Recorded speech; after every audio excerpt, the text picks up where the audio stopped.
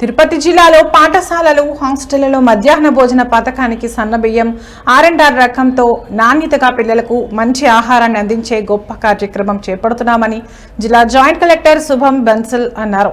బియ్యం QR కోడ్తో పక్కదారి పట్టకుండా చర్యలు చేపడుతున్నామని జిల్లా జాయింట్ కలెక్టర్ పేర్కొన్నారు.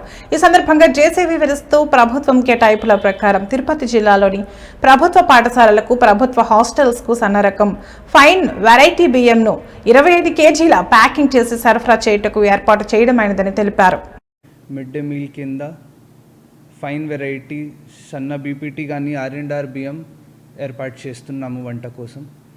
ఇది ఇంతకు ముందు ఎక్కడైనా చేయలేదు, మొదటిసార్లు మనం చేస్తున్నాము.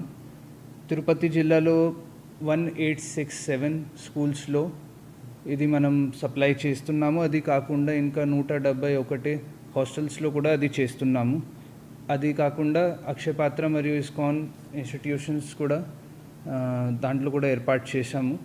మనం చూసుకుంటే కొత్త తిరుపతి జిల్లాలో ఈ ఖరీఫ్ కానీ రాబీ సీజన్లో 3-4 ఇయర్స్లో ఫస్ట్ టైం ప్రొక్యూర్మెంట్ చేయడం జరిగింది. మనం సుమారుగా 95,000 మెట్రిక్ టన్ ప్యాడీ ప్రొక్యూర్ చేశాము. అది ఫస్ట్ టైం. అది చేసిన తర్వాత ఆల్మోస్ట్ దాంట్లో 63,000-64,000 మెట్రిక్ టన్ రైస్ వచ్చింది.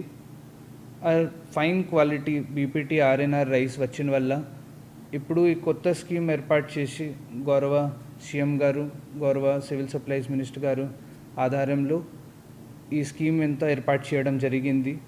ఈ ప్రొక్యూర్మెంట్ వల్ల మనం రాయలసీమ ఏరియాలో 7 జిల్లాలో అనంతపురం, సత్యసాయి, కడప, అన్నమయ్య, చిత్తూరు, తిరుపతి, నెల్లూరులో ఈ మంచి క్వాలిటీ రైస్ అందరూ పిల్లల కోసం సప్లై చేయగలుగుతున్నాము.